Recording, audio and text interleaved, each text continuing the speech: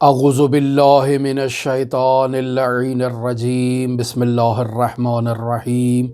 الحمد للہ رب العالمین الصلاة والسلام علی اشرف الانبیاء والمرسلین وعلی آلہ الطیبین الطاہرین المعصومین الذین اذہب اللہ عنہم الرجس وطہرہم تطہیرا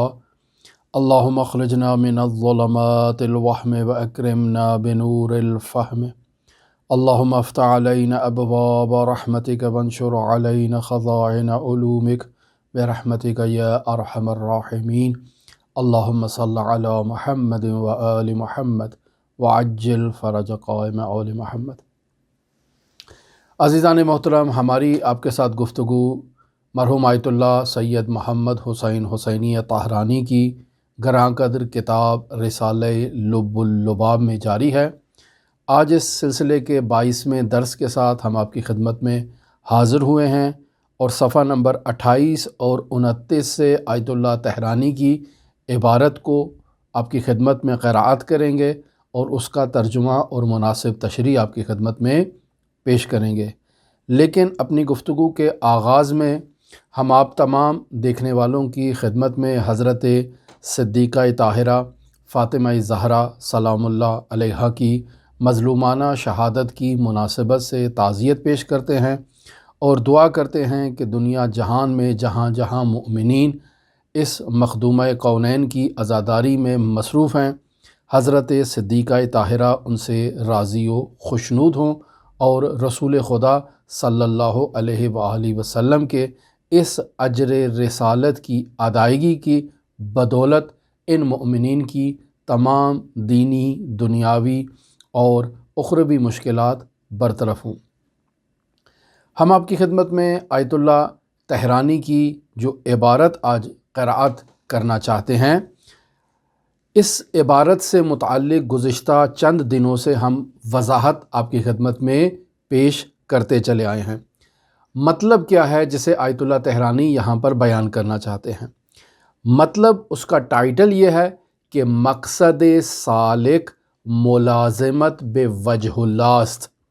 یعنی ایک عارف کا مقصد، ایک سالک کا مقصد ہمیشہ وجہ اللہ کی خدمت میں رہنا ہے، یعنی صرف اور صرف وجہ اللہ کی خدمت کی بدولت ہی ایک عارف کامیاب ہو سکتا ہے، ملکوت پر پہنچ سکتا ہے اور مدارج عالیہ طے کرنے کے بعد عالم بقا میں استقرار پیدا کر سکتا ہے۔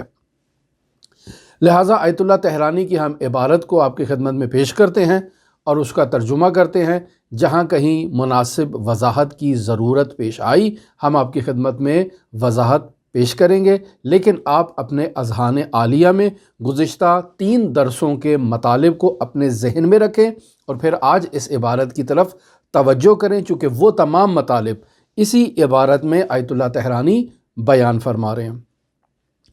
پہلا مطلب جسے آیت اللہ طاہرانی اسی مقصد سالک ملازمت بے وجہ اللہ است، اس مطلب میں، اس پیراگراف میں پہلا مطلب جسے بیان کرنا چاہ رہے ہیں وہ یہ ہے کہ در اثر تأمل و تدبر در آیات کریمہ قرآنی این اصل مسلم می گردد، یعنی اگر ہم قرآن مجید کی آیات میں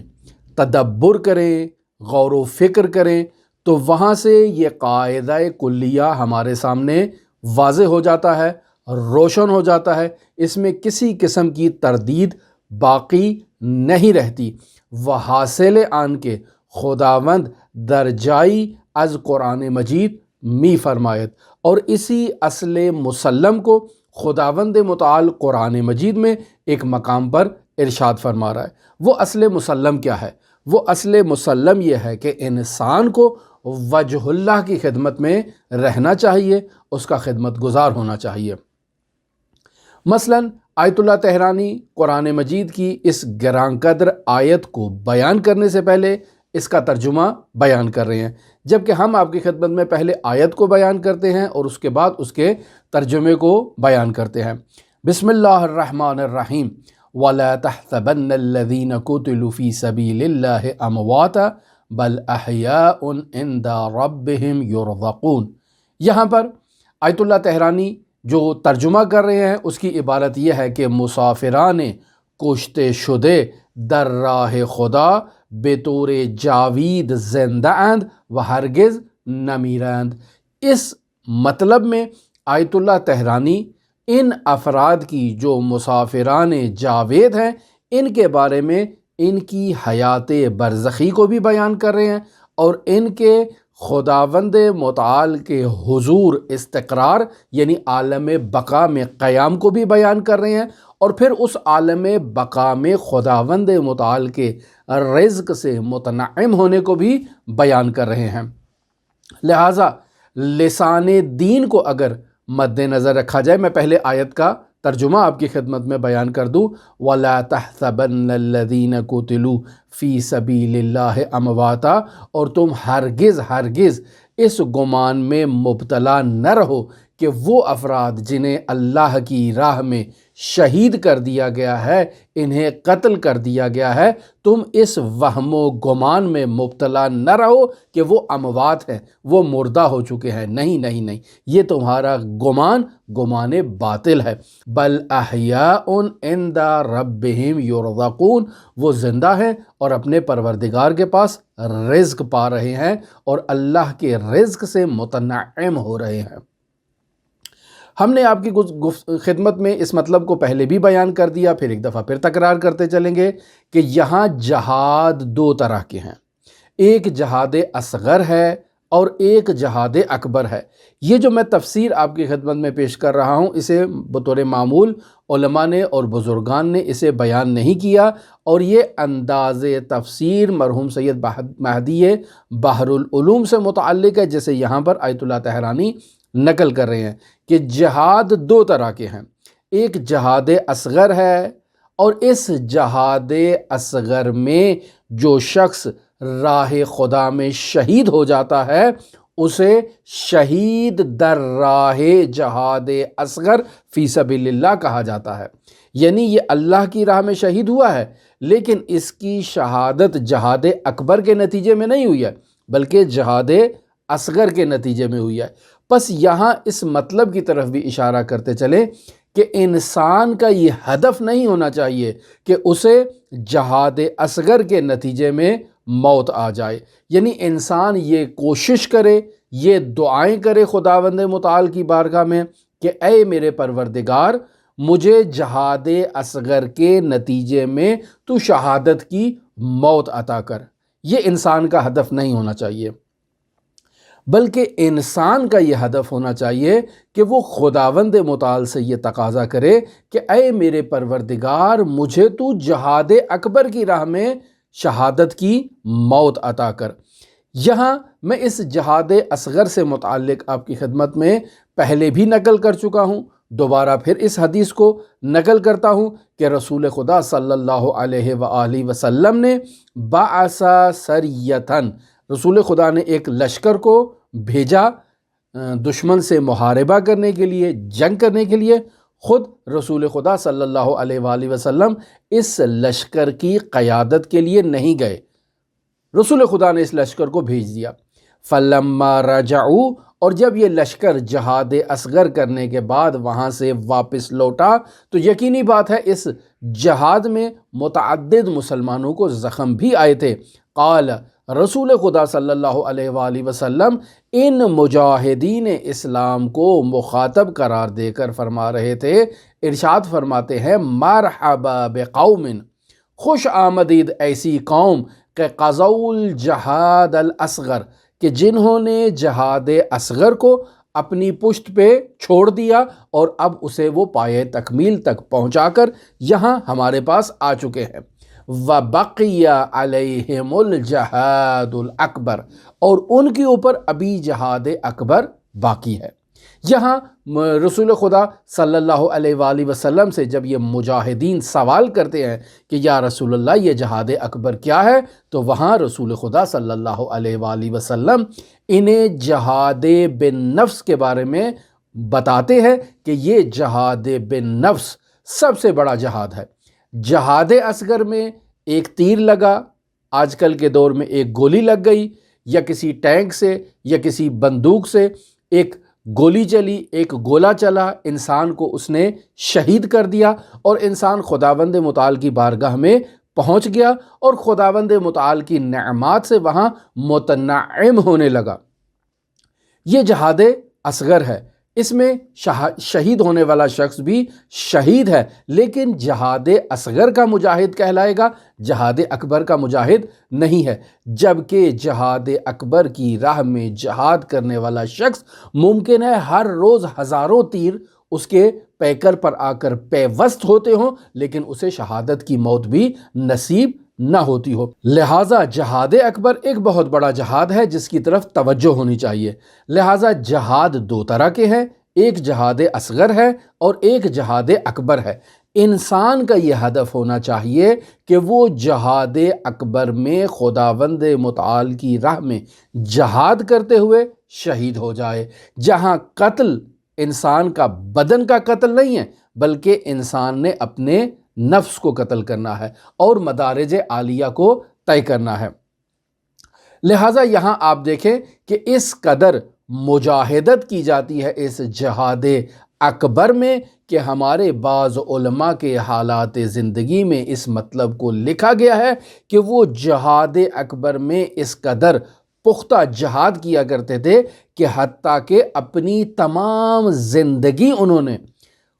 پاؤں پھیلا کر وہ نہیں بیٹھے کہ اگر میں پاؤں پھیلا کر بیٹھوں تو یہ خداوند متعال کے حضور ایک بے ادبی ہو جائے گی، لہٰذا وہ اپنے نفس کا اس قدر خیال رکھتے تھے کہ خداوند متعال کے حضور گستاخی ان سے سرزد نہ ہو۔ اور یہ واقعہ مرحوم مفسر قرآن علامہ محمد حسین طباطبائی رحمۃ اللہ علیہ سے متعلق منقول ہے۔ یا بعض علماء کے متعلق ہم نے ایسے پڑھا ہے ان کے حالات زندگی میں کہ انہوں نے اپنی تمام زندگی جب بھی کسی محفل میں بیٹھتے تھے تو ٹیک لگا کر نہیں بیٹھتے تھے، وہ کہتے تھے کہ مجھے شرم آتی ہے کہ میں ٹیک لگا کر بیٹھوں خداوند متعال کے حضور میں۔ لہٰذا ایسے افراد کہ جو اپنی زندگی میں مختلف جہاد کے مراحل سے گزرتے گزرتے اس سٹیج پر پہنچتے ہیں کہ خداوند متعال سے حیا کرتے ہیں، یا بعض افراد اس قدر مجاہدت کرتے ہیں کہ ان کی نگاہ نامحرم تک نہ پہنچے، لہٰذا اگر خواب میں بھی ان کے سامنے کوئی نامحرم اگر آنے کا ارادہ کرتی ہو تو اس کے آنے سے پہلے ہی وہ اپنی آنکھوں کو بند کر لیتے ہیں۔ اس قدر وہ پختہ اس جہاد اکبر کی راہ میں مجاہدت کرتے ہوئے وہ پہنچ جاتے ہیں۔ لہٰذا ہم نے اپنی گزشتہ گفتگو میں ان مطالب کو آپ کی خدمت میں تفصیلاً بیان کیا کہ اس جہاد اصغر یا جہاد اکبر کی راہ میں شہید ہونے والا جو مجاہد ہے اسے مردہ نہیں کہا جا سکتا، وہ زندہ ہے، اس کی حیات اس حیات مادی سے متفاوت ہے۔ ہم ایک عام طبی موت مرنے والے شخص کو بھی مردہ کہیں گے، وہ شخص جو بارڈر سے شہید ہو کر ہمارے پاس آیا ہے ہم اس کو بھی مردہ کہیں گے۔ ہمارے پاس اتنا شعور نہیں ہے کہ ہم ان دونوں افراد کی موت میں فرق کو محسوس کر سکیں، جبکہ یہ شخص حقیقت میں زندہ ہے اور عالم برزخ میں خداوند متعال کی نعمات سے متنعم ہے اور وہاں ہمیشہ حیات ابدی اس کو خداوند متعال نے عطا کی ہے اور یہ مقام بقا تک اب پہنچ چکا ہے۔ لہٰذا مفسر قرآن آیت اللہ محمد حسین طباطبائی رحمۃ اللہ علیہ اس آیت سے حیات برزخی کو بھی ثابت کر رہے ہیں اور عالم بقا کو بھی ثابت کر رہے ہیں۔ ہم اپنی گفتگو کو آگے لے کر چلتے ہیں اور آگے والی عبارت آپ کی خدمت میں بیان کرتے ہیں کہ وہاں آیت اللہ فرما رہے ہیں درجائی دیگر می فرمایت، یعنی خداوند متعال ایک اور جگہ پر یعنی سورہ قصص کی آیت نمبر 88 میں ارشاد فرما رہا ہے کہ کلو شیء ہالک الا وجہہ، کہ ہر چیز ہلاک ہو جائے گی مگر اللہ تبارک و تعالیٰ کا وجہ، اللہ تبارک و تعالیٰ کا چہرہ، اسے ہلاکت نصیب نہیں ہوگی۔ یہ آیت بیان کرنے کے بعد آیت اللہ تہرانی ایک دوسری آیت کو کوٹ فرما رہے ہیں اور فرماتے ہیں وَدَرْجَائے دیگر می فرمایت، خداوند متعال ایک دوسری جگہ پر ارشاد فرما رہا ہے کہ ما عندکم ینفذ، کہ جو آپ کے پاس موجود ہے اس نے فنا ہو جانا ہے۔ وَمَا عِندَ اللَّهِ بَاقٍ، سورہ نحل کی آیت نمبر 96 ہے کہ جو آپ کے پاس اس عالم مادہ میں موجود ہے، اس عالم مادہ کا لازمہ کون و فساد ہے، پس جو کچھ بھی آپ کے پاس موجود ہے وہ اثر زمان کے ساتھ، مرور زمان کے ساتھ، فعل و انفعالات کے نتیجے میں نابود ہو جائے گا۔ لیکن وہ چیز جو اللہ تبارک و تعالیٰ کے خزانے میں موجود ہے اسے فنا حاصل نہیں ہوگی، اسے نابودی حاصل نہیں ہوگی، وہ ہمیشہ خداوند متعال کے پاس عالم بقا میں ہمیشہ باقی ہے۔ اب ان دو آیتوں کو اگر ایک دوسرے کے ذیل میں رکھا جائے تو ہم نے کل بھی آپ کی خدمت میں تفصیلاً اس مطلب کی طرف اشارہ کیا کہ کل شیء ہالک الا وجہہ، ہر چیز ہلاک ہو جائے گی مگر اللہ کا چہرہ جو ہے وہ باقی رہے گا۔ دوسری آیت میں جو آپ کے پاس ہے عالم مادہ میں وہ فاسد ہو جائے گا، وہ ختم ہو جائے گا، لیکن جو اللہ کے پاس ہے وہ باقی ہے۔ پس ان دو آیات کو اگر آگے پیچھے رکھیں تو نتیجہ نکلتا ہے کہ ہلاک ہونے والی چیز عالم دنیا سے تعلق رکھتی ہے، ہلاک ہونے والی چیز لوگوں کے پاس موجود ہے، لیکن جو اللہ کے پاس موجود ہے وہ باقی ہے، اور وہ باقی کیا چیز ہے جسے ہلاکت نصیب نہیں ہوگی؟ وہ وجہ پروردگار ہے کہ جو ہمیشہ خداوند متعال کے پاس موجود ہے۔ آیت اللہ تہرانی اسی آیات کو ایک دوسرے سے ملا کر اسی نتیجے تک پہنچنا چاہتے ہیں جسے ہم نے آپ کی خدمت میں گزشتہ 2 دنوں سے بیان کیا۔ مثلا آیت اللہ تہرانی اس عبارت میں اس طرح سے فرما رہے ہیں کہ از انضمام این آیات بے یک دیگر معلوم می شود، یہ دونوں آیتیں یعنی سورہ قصص کی اور سورہ نحل کی، ان دونوں آیات کو اگر آپ ایک دوسرے کے ساتھ مکس کر دیں تو یہ نتیجہ ملتا ہے کہ آنان کے زندے بودے و در نزد پروردگار روزی می خورند عبارتند از وجہ اللہ، وہ افراد جو زندہ ہیں اور اللہ تبارک و تعالیٰ کے پاس روزی اور رزق سے استفادہ کر رہے ہیں، وہ لوگ کون ہیں؟ وہ وجہ اللہ ہیں کہ بوار و زوال بے نص سے آیہ قرآن، یعنی ان کے لیے ہلاکت اور نیستی جو ہے وہ قرآن مجید کی صریح نص کے نتیجے میں ان کے بارے میں نہیں ہے، یعنی وجہ اللہ کسی بھی صورت میں ہلاک نہیں ہوگا اور وہ خداوند متعال کی بارگاہ میں خداوند متعال کی نعمات سے متنعم ہوگا اور استفادہ کرے گا۔ مزید آیت اللہ تہرانی یہاں پر بیان کر رہے ہیں کہ از طرف دیگر از آیات کریمہ قرآنی معلوم می شود، یعنی دوسری طرف اگر ہم رجوع کریں تو قرآن مجید کی آیات سے یہ مطلب بھی واضح ہو جاتا ہے کہ مراد از وجہ اللہ تعالی کے زوال پذیر نیز ہمان اسماء الہیہ است، یعنی قرآن مجید کی آیات میں تتبع کرنے سے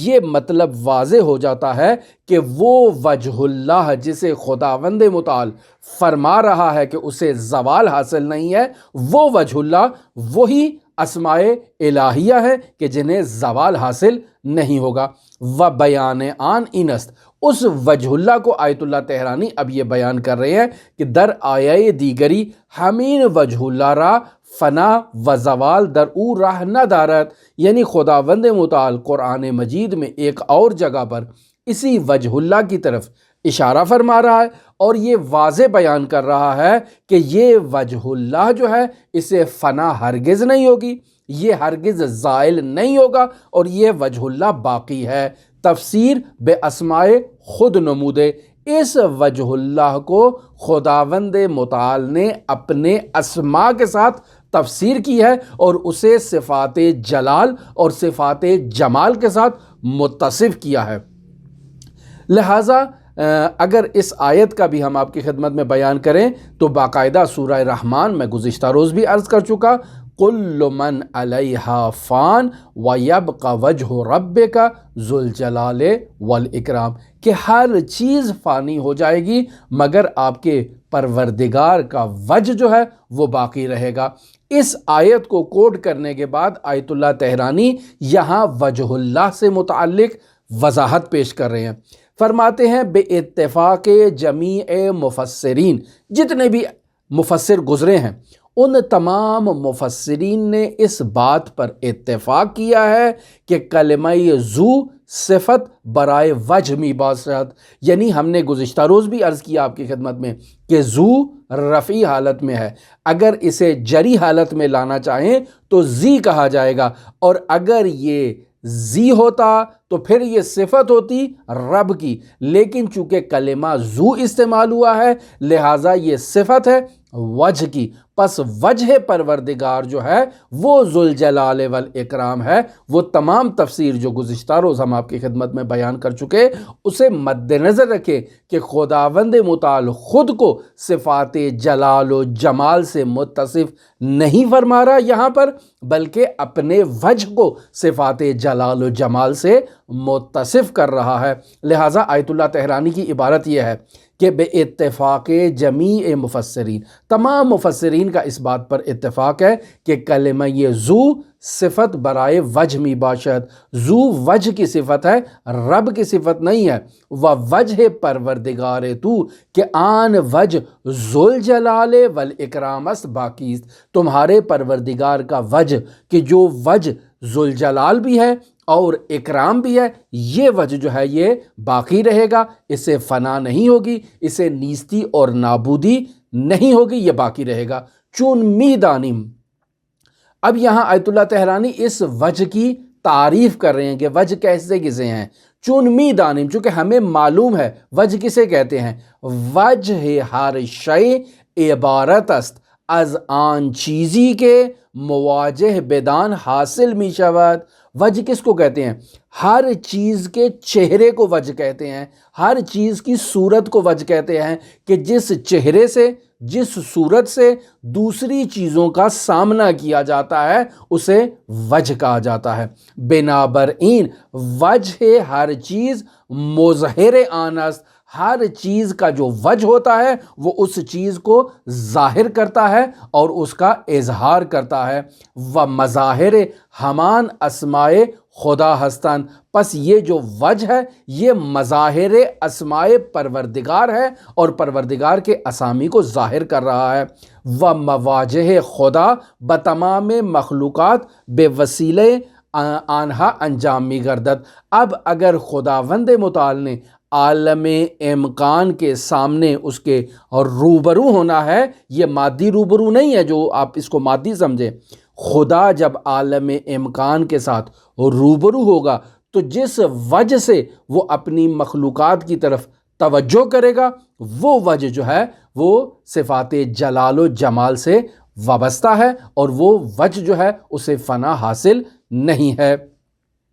یہاں پر آیت اللہ طحرانی مزید اس مطلب کی طرف اشارہ کرتے ہیں، وَنَتِیجَ آن این مشت، اس بحث کا نتیجہ یہ نکلتا ہے کہ تمام موجودات فنا و زوال پذیرند، جتنی بھی موجودات اس کائنات میں موجود ہیں وہ فانی بھی ہو جاتی ہیں اور انہیں زوال بھی آ جاتا ہے، مگر اسماء جلالیہ و جمالیہ، خداوند متعال کے اسماء جمال و جلال، انہیں زوال حاصل نہیں ہوتا اور یہ ہمیشہ باقی رہتے ہیں۔ یہاں پر آپ اس مطلب کی طرف دوبارہ توجہ کریں کہ وجہ اسی صورت کو کہا جاتا ہے، اسی چہرے کو کہا جاتا ہے جس چہرے سے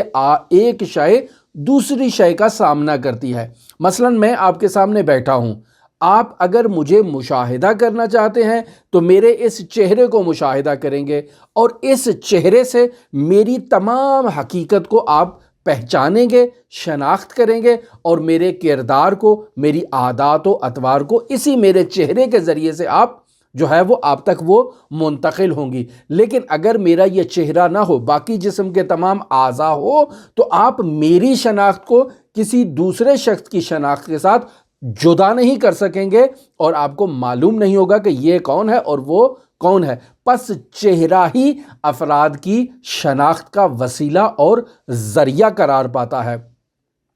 لہٰذا کچھ افراد نے حضرت سید الاوصیاء امیر المؤمنین علی بن ابی طالب علیہ آلاف التحیۃ والثناء کی بارگاہ میں وجہ اللہ کے بارے میں سوال کیا کہ ہمیں وجہ اللہ کے بارے میں سمجھائیں، تو یہاں حضرت سید الاوصیاء امیر المؤمنین علی بن ابی طالب ان افراد کی صلاحیت کو جانتے تھے، لہٰذا انہیں سمجھانے کی خاطر آپ نے ایک آگ کو روشن کیا۔ آگ روشن ہو گئی۔ تو اب حضرت نے پوچھا ان لوگوں سے کہ بتاؤ اس آگ کا چہرہ کون سا ہے، وجہ کون سی ہے؟ تو جس طرف سے بھی وہ اس آگ کے قریب ہوتے اسے آگ کا چہرہ قرار دیتے، چونکہ آگ کا ایک حصہ دوسرے حصے سے قابل تمیز اور جدائی ناپذیر ہے، اس سے وہ جدا نہیں کر سکتے۔ تو جس طرح سے آگ مکمل اعتبار سے ایک جیسی ہے، مکمل وجہ اللہ اپنا وجہ رکھتی ہے، کوئی اس کا چہرہ دوسرے چہرے سے متمایز نہیں ہے، مکمل کی مکمل آگ جو ہے وہ وجہ رکھتی ہے، اسی طرح سے اللہ تبارک و تعالیٰ بھی، اس کا وجہ اللہ بھی اسی طرح سے ہے، کوئی خاص اس میں جہت اور تمایز نہیں پایا جاتا۔ پس عالم امکان کی تمام موجودات وجہ اللہ ہیں، تمام موجودات اللہ تبارک و تعالیٰ کی نشاندہی کرتی ہیں، ہر موجود اللہ کی طرف انسان کو متوجہ کرتی ہے، چونکہ یہ موجود اللہ کی موجود ہے، اللہ کی مخلوق ہے، اسی آگ کی طرح کہ اس آگ کا کوئی حصہ بھی دوسرے حصے کی نسبت امتیاز نہیں رکھتا، اسی طرح سے تمام مخلوقات الہی چونکہ وجہ اللہ ہیں، اس وجہ سے تمام کی تمام اللہ کی طرف نشاندہی کر رہی ہیں، اللہ کی طرف آپ کو پہنچا رہی ہیں۔ لہٰذا سورہ بقرہ میں 115 نمبر آیت میں خداوند متعال اسی پہلو کی طرف اور اسی ابتدائی سٹیج کی طرف اشارہ فرما رہا ہے کہ تمام کا تمام عالم امکان وجہ اللہ ہے، لہٰذا فَأَيْنَمَا تُوَلُّوا فَثَمَّ وَجْهُ اللَّهِ، اپنا منہ جس طرف کو بھی تم پھیرو گے تمہیں اللہ کا چہرہ ہی نظر آئے گا، پس ہر طرف اللہ کا چہرہ ہے، جس مخلوق کو بھی تم مشاہدہ کرو گے، جس مخلوق کی طرف بھی تم توجہ کرو گے، وہ مخلوق تمہیں اللہ کی طرف نشاندہی کرے گی، اللہ کی طرف متوجہ کرے گی۔ جس طرح سے یہ آگ ہے کہ اس آگ کے کسی بھی زاویے سے آپ اس آگ کو دیکھیں گے، یہ آگ آگ ہی ہوگی اور آپ کو آگ کے علاوہ کسی اور چیز کی طرف نشاندہی نہیں کرائے گی۔ پس تمام عالم امکان جو ہے وہ اسماء اللہ ہیں، ہر موجود اسم اللہ کا درجہ رکھتی ہے، ہر موجود خداوند متعال کی نشاندہی کرتی ہے اور مخلوقات دیگر کو اللہ کی طرف متوجہ کرتی ہے، منتہا انسان کو یہ چاہیے کہ وہ اس چیز کی طرف متوجہ ہو۔ یہاں پھر ہم اسی اسماء کی بحث کی طرف واپس پلٹتے ہیں جسے کل ہم نے آپ کی خدمت میں گوش گزار کیا، منتہا آج کی گفتگو تھوڑا ایک مختلف پہلو کے ساتھ ہے۔ مثلا ہم اسم کو صرف اسم لفظی سمجھتے ہیں، مثلا میم ہے میم اور دال، میم ہے میم دال کے مجموعے کو محمد جب بن جائے تو ہم اسے اسم حضرت سرور کائنات محمد مصطفیٰ صلی اللہ علیہ وآلہ وسلم سمجھتے ہیں۔ سوال یہ پیدا ہوتا ہے کہ کیا یہ اسم لفظی محمد حضرت سرور کائنات کی حقیقت ہے؟ نہیں، ہرگز ایسا نہیں ہے، بلکہ یہ کلمہ محمد خود اسم واقعہ ہو رہا ہے ایک حقیقت کا، یہ لفظ ہے، جبکہ یہ لفظ اس حقیقت کی طرف متوجہ کر رہا ہے، یہ وہ حقیقت نہیں ہے۔ حقیقت خارج میں حضرت محمد مصطفیٰ صلی اللہ علیہ وآلہ وسلم کی ذات ہے، یہ اسم لفظی ہے اور یہ اسم لفظی نشاندہی کر رہا ہے ایک ذات کی جو خارج میں موجود ہے، پھر وہ ذات آگے خود اسم قرار پائے گی، خود اللہ تبارک و تعالیٰ کی، اور وہ وجہ اللہ قرار پائے گی۔ یہ وہ حقائق ہیں کہ جنہیں درک کرنے کے لیے انسان کو محنت کرنی پڑے گی، انسان کو غور و فکر کرنا پڑے گا، انسان کو اپنے باطن کی تطہیر کرنا پڑے گی، اور اس طہارت باطنیہ کے بغیر یہ نورانی مطالب جو ہیں وہ انسان کو نصیب نہیں ہو سکتے۔ دوسرا ایک اسم جس کی طرف آج ہم آپ کی طرف اشارہ کریں گے اور کل کی گفتگو میں ہم اسے بیان نہیں کر سکے، وہ ہے اسم تکوینی، یعنی تمام موجودات جو اس عالم امکان میں پائی جاتی ہیں، یہ تمام موجودات اسم خدا ہیں، یعنی اللہ کی طرف نشاندہی کرتی ہیں اور اسم اللہ قرار پاتی ہیں، اور یہ موجودات تکوینیہ ہیں۔ یہاں ایک معمہ ہمارے سامنے آ کر کھڑا ہو جاتا ہے، ایک پہیلی ہمارے سامنے آ کر کھڑی ہو جاتی ہے۔ معمہ یہ ہے کہ ایک طرف ہم یہ کہہ رہے ہیں کہ تمام موجودات وجہ اللہ ہیں، اور دوسری طرف ہم کہہ رہے ہیں کہ تمام موجودات کو ہلاکت ہو جائے گی اور سوائے اللہ کے چہرے کے وہ باقی رہے گا، اور وہ اللہ کا چہرہ جو ہے وہ اسماء جلال و جمال الہی کے ساتھ متصف ہے۔ یہ دو مطلب آپس میں مطابقت نہیں کرتے ہیں، ان کی آپ ہمارے لیے وضاحت کریں۔ یہ ایک معمہ ہے کہ جس کی وضاحت کرنا نہایت ضروری ہے۔ مرحوم آیت اللہ طحرانی یہاں اس کتاب میں یعنی رسالہ لب اللباب میں اس مطلب کی وضاحت نہیں فرما رہے ہیں، بلکہ اپنی کتاب معاد شناسی میں اس کی جلد نمبر 4 میں جہاں آیت اللہ وجہ اللہ کی بحث کر رہے ہیں اور وہاں وجہ خلقی کو اور موجودات کے وجہ کو تفصیل سے بیان کر رہے ہیں، تو وہاں آیت اللہ نے اس مطلب کی طرف اشارہ کیا ہے۔ یہاں ایک اجمال سے ہم آپ کی خدمت میں اس مطلب کو بیان کرتے ہیں اور ایک مثال کا سہارا لینا چاہیں گے۔ مثلا ہمارے پاس ایک ڈبہ ہے،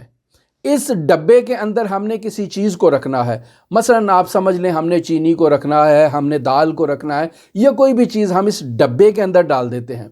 اب جب ڈبے کے اندر ہم نے کسی چیز کو ڈالا اور وہ ڈبہ مملو ہو گیا، بھر گیا اس چیز سے، تو سوال یہ پیدا ہوتا ہے کہ یہ ڈبہ اور ڈبے کے اندر موجود جو چیز ہے یہ دونوں ایک ہیں یا جدا ہیں؟ تو ہر ذی شعور آدمی کہے گا کہ ڈبے کے اندر جو چیز ہے وہ جدا ہے اور ڈبہ خود جو ہے وہ اس کا غیر ہے۔ لیکن سوال یہ پیدا ہوتا ہے اگر ہم اس تمام عالم امکان کو ایک ڈبے کے طور پر تصور کریں اور تمام اسماء کو جو اس عالم امکان میں پائے جاتے ہیں ہم اسے اس ڈبے میں ڈال دیں، تو اب سوال یہ پیدا ہوتا ہے کہ یہ جو ڈبہ آپ نے تصور کیا ہے یہ اس اسماء کا غیر ہے یا اسی کے ساتھ ہے؟ تو یہاں یقینی بات ہے آپ اس چیز کو جواب میں کہیں گے کہ یہ ڈبہ بھی اسی اسماء کا حصہ ہے اور اس سے جدا نہیں ہے۔ لہٰذا ہم جو زیارت میں پڑھتے ہیں، وہ دعائے کمیل میں پڑھتے ہیں وَبِأَسْمَائِكَ الَّتِي مَلَأَتْ أَرْكَانَ كُلِّ شَيْءٍ، تجھے تیرے ان اسماء کا واسطہ جس نے ہر شے کے ارکان کو جو ہے وہ احاطہ کر رکھا ہے، یہ اسماء اس ڈبے کا غیر نہیں ہے۔ یعنی اگر آپ عالم امکان کو ایک سرکل کی صورت میں اور ایک ڈبے کی صورت میں تصور کریں اور وَبِأَسْمَائِكَ الَّتِي مَلَأَتْ أَرْكَانَ كُلِّ شَيْءٍ، تو سوال یہ پیدا ہوتا ہے کہ یہ جو سرکل عالم امکان کا ہے آیا یہ بھی ارکان کل شے کا حصہ ہے یا نہیں؟ تو کہیں گے کہ یہ بھی اس کا حصہ ہے اور اس سے جدا نہیں ہے۔ پس جتنا بھی عالم امکان ہے وہ سب کا سب وجہ اللہ ہے۔ موجودات ایک دوسرے سے جدا بھی ہیں۔ پھر جب موجودات ایک دوسرے سے جدا ہیں تو ہم ہر موجود سے خدا تک پہنچنے کا سہارا لیتے ہیں، کام لیتے ہیں، اور ہر موجود کو اللہ تبارک و تعالیٰ کی تجلی قرار دیتے ہیں۔ لیکن ان موجودات میں بعض موجودات ایسی ہیں کہ جنہیں ایک امتیاز حاصل ہے، جنہیں ایک خاصیت حاصل ہے،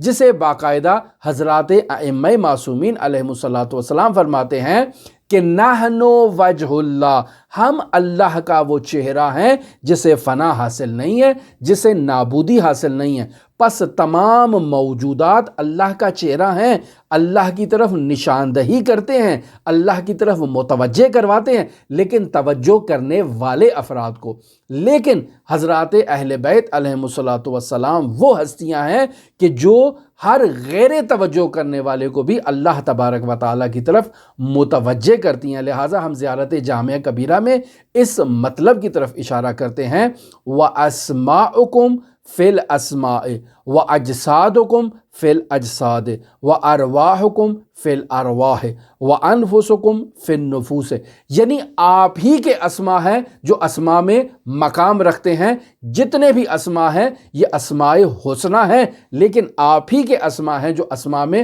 خداوند متعال کی صفات جلال و جمال کا مظہر ہے، یہ وجہ اللہ ہیں۔ لیکن اس عالم کی حقیقت حضرات اہل بیت علیہم الصلاۃ والسلام کے ذریعے ہی شناخت ہوتی ہے، اور وہی خداوند متعال کی صفات جلال و صفات جمال کا مظہر ہے۔ یہاں آیت اللہ طحرانی نتیجہ لے رہے ہیں اور اپنی اس عبارت میں اس طرح سے مطلب کو بیان کر رہے ہیں وبن نتیجے معلوم می شود، یعنی نتیجتاً ہم اس نتیجے پر پہنچتے ہیں کہ سالکان اللہ کہ بے فیض سعادت بل احیاء عند ربہم یرزقون رسیدند، یعنی وہ سالک اللہ کہ جو جہاد بن نفس کے نتیجے میں شہادت کے مرتبے پر فائز ہوئے ہیں، یعنی جہاد اصغر کے نتیجے میں نہیں، چونکہ جہاد اصغر کے نتیجے میں شہید ہونے والا شخص شہید ہے، لیکن اس کا مقام اور اس کا مرتبہ نیچے والا مرتبہ ہے، اور وہ شخص جو جہاد اکبر میں مجاہدت کرتا ہوا راہ خدا میں شہید ہو چکا ہے، اس کا مرتبہ بلند مرتبہ ہے۔ دونوں شہید ہیں، دونوں خداوند متعال کے حضور رزق پا رہے ہیں، لیکن وہ خداوند متعال کے مقام قرب میں ہے، یہ مقام قرب میں موجود نہیں ہے۔ تو آیت اللہ تہرانی کہتے ہیں وبن نتیجے معلوم می شود، نتیجتاً ہمیں یہ بات معلوم ہو جاتی ہے کہ سالکان اللہ بے فیض سعادت بل احیاء عند ربہم یرزقون رسیدین، کہ وہ اس شہادت کے مرتبے پر فائز ہو چکے ہیں اور خداوند متعال کے پاس موجود ہیں، وہاں زندہ ہیں اور اس کے رزق سے استفادہ کر رہے ہیں۔ عبارتاً از اسماء جلالیہ و جمالیہ، یعنی آیت اللہ تہرانی یہ مطلب بیان کرنا چاہ رہے ہیں کہ جو افراد بھی جہاد بن نفس کے نتیجے میں شہادت کے مرتبے پر فائز ہوتے ہیں، وہ اس عالم بقا میں موجود ہیں، یہ انہیں ہلاکت نہیں ہوگی۔ وَكُلُّ شَيْءٍ حَالِقٍ إِلَّا وَجْهُ، یہ اس وجہ کا مصداق ہے جسے ہرگز ہلاکت نصیب نہیں ہوتی ہے، پس یہ اس مقام پر فائز ہیں اور خداوند متعال کے اسماء جلال اور اسماء جمال کا مظہر قرار پائے ہیں۔ یعنی تمام عرفاء جنہوں نے جہاد بن نفس کیا اور مجاہدت کے نتیجے میں یہ سیر و سلوک کے تمام مراحل کو طے کیا، اور ان مراحل کو طے کرنے کے بعد اب عالم بقا میں خداوند متعال کے پاس موجود ہیں، اور وہاں سفر جو دوسرا عرفانی سفر ہے ابن عربی کا اور مرحوم صدر المتعلہین کا، اس سفر میں یہ افراد مبتلا ہیں، تو یہ افراد اس مقام پر پہنچ کے خداوند متعال کے اسماء جلال اور اسماء جمال کا مظہر قرار پائیں گے۔ اب یہاں پر آیت اللہ تہرانی اس مطلب کی طرف اشارہ کر رہے ہیں کہ از ہمین گفتار بخوبی معلوم می شود، یعنی یہ جو ہم نے طول و تفصیل کے ساتھ مطلب آپ کی خدمت میں بیان کیا ہے، اس گفتگو سے یہ بات بخوبی واضح اور روشن ہو جاتی ہے کہ مراد ائمہ طاہرین سلام اللہ علیہم اجمعین کے فرمودہ اند نحن اسماء اللہ چه بوده است، یعنی حضرات ائمہ معصومین نے جو اپنی نورانی روایات میں اشارہ کیا ہے کہ ہم ہی اللہ کے اسماء ہیں، وہ کیا کہنا چاہ رہے ہیں، اس قول کی حقیقت اس تمام عبارت کو پڑھنے کے بعد ہمارے سامنے منکشف ہو جاتی ہے اور واضح ہو جاتی ہے، اور ہم بہتر انداز میں اس مطلب کو درک کر سکتے ہیں کہ وہ جو اسماء کی بحث کر رہے ہیں جو نہایت دقیق ہے، اور اگر روایات میں اسماء اللہ کی بحث کو نکالا جائے تو ہر فقی، ہر عالم، ہر مجتہد اس اسماء اللہ کی بحث کو ہضم کرنے کی، سمجھنے کی صلاحیت نہیں رکھتا۔ لہٰذا آپ اگر اس بحث پہ غور و فکر کریں اور علماء کے اقوال کو لے کر آئیں، تو بعض علماء نے تو ایسی روایات میں تردید کا شکار ہوئے ہیں، بعض علماء نے روایات کو سمجھنے کے بعد اس نتیجے پر پہنچے ہیں کہ اگر ہم ان عقلی مباحث کو اور ان عرفانی مطالب کو اچھی طرح سے ہضم نہ کر پاتے تو یہ مطالب ہمارے لیے قابل روشن تھے ہی نہیں۔ پس روایات ایک ایسے حقائق کی طرف اشارہ کر رہی ہیں کہ جو اسماء لفظی کا مصداق نہیں ہے۔ مثلا آپ روایات کو اٹھا کر دیکھ لیں، دعاؤں کی کتابوں کو اٹھا کر دیکھ لیں، ان میں جو خداوند متعال کے اسماء جلال و جمال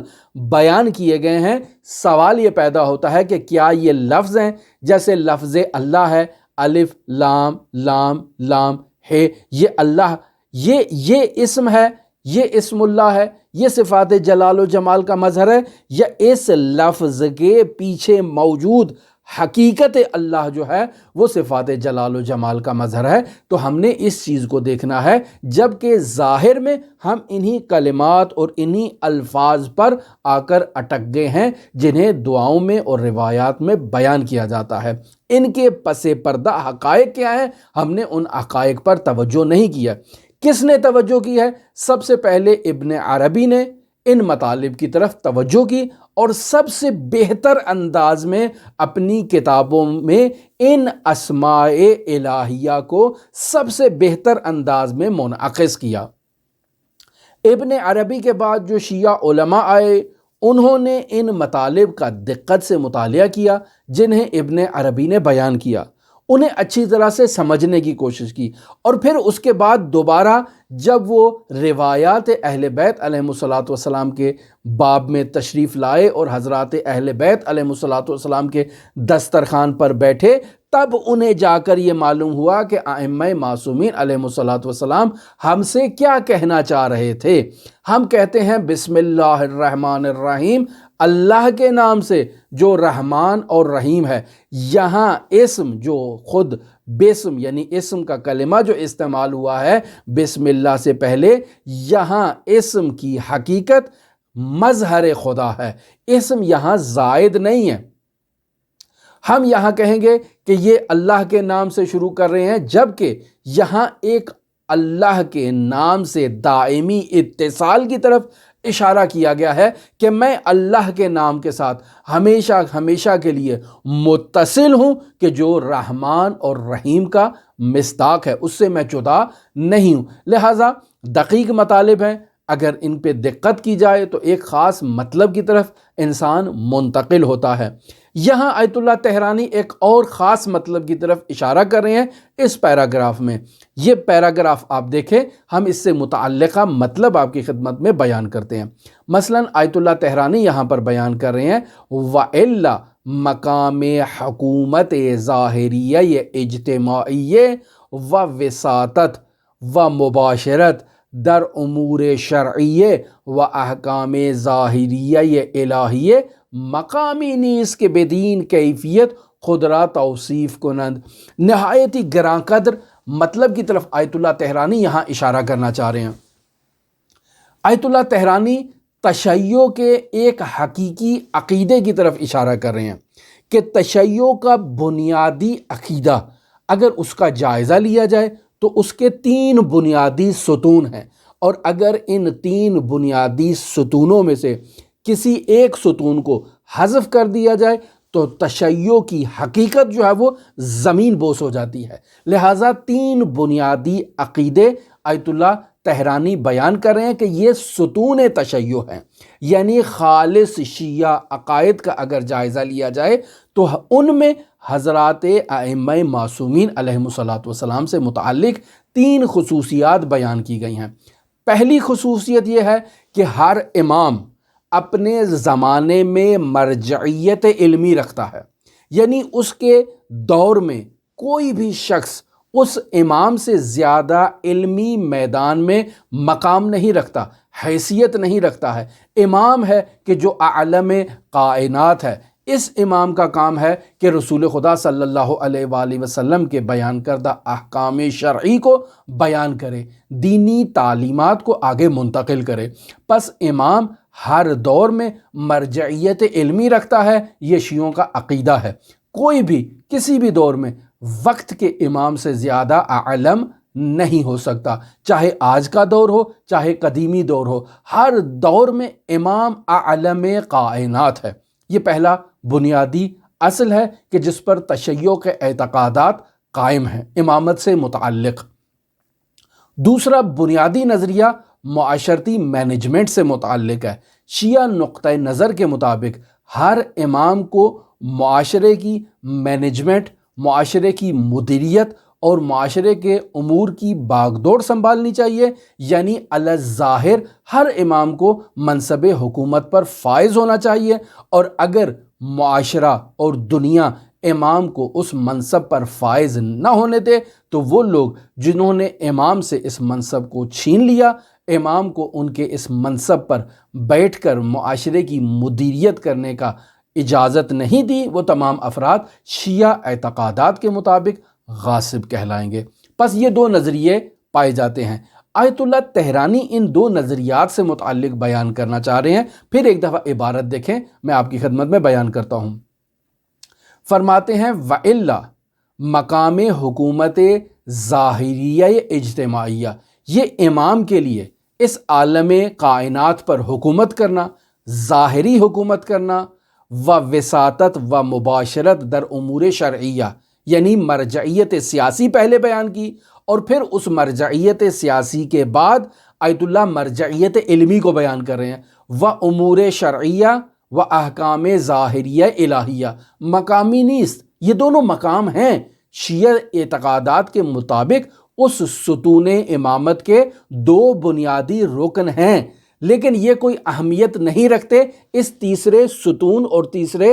رکن کے ہوتے ہوئے۔ یہ تیسرا رکن جو ہے وہ ایسی حقیقت ہے جس کا انکار نہیں کیا جا سکتا، لہٰذا وہ تیسری چیز کیا ہے؟ وہ تیسری چیز مقام تکوینی عالم امکان ہے،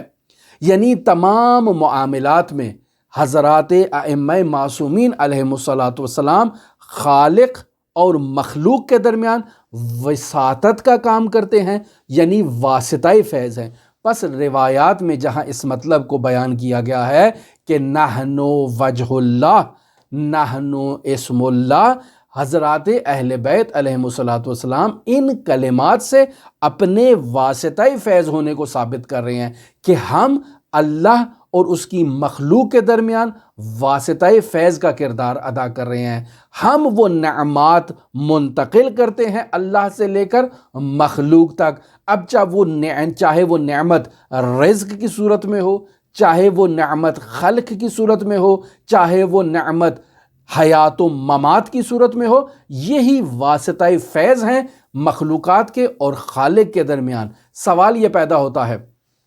ہمارے معاشرے میں ہمارے علماء اس نظریے کو یعنی ولایت تکوینیہ کا انکار کر دیتے ہیں، جبکہ یہ ولایت تکوینیہ جو ہے یہ ایک ایسا نظریہ ہے جو تشیع کی اساس ہے، حقیقت تشیع کی اساس ہے۔ آپ حضرت سید الشہداء علیہ آلاف و تحیت و ثنا کی زیارت میں مطالعہ کریں اس مطلب کی طرف کہ وہاں حضرت امام جعفر صادق علیہ الصلاۃ والسلام سے یہ مطلب نقل ہوتا ہے کہ ارادۃ الرب فی مقادیر امورہ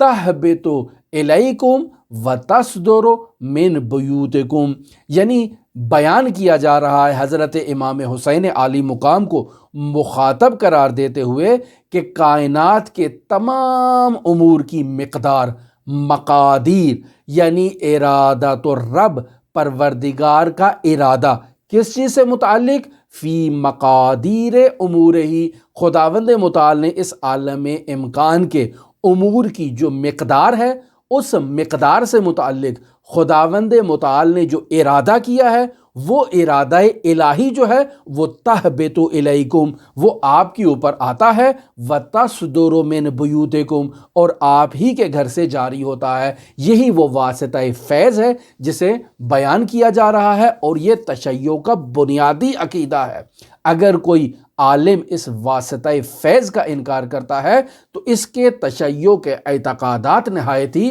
کمزور ہیں۔ لہٰذا آیت اللہ تہرانی اس پہلے والی عبارت کو بیان کرنے کے بعد یہاں اس نتیجے کو بیان کرنا چاہ رہے ہیں کہ بلکہ مراد ہمان فنا در ذات احدیت است، یعنی وہ جو دو مراتب ہم نے آپ کی خدمت میں بیان کیے ہیں اوپر کہ مقام حکومت ظاہریہ اجتماعیہ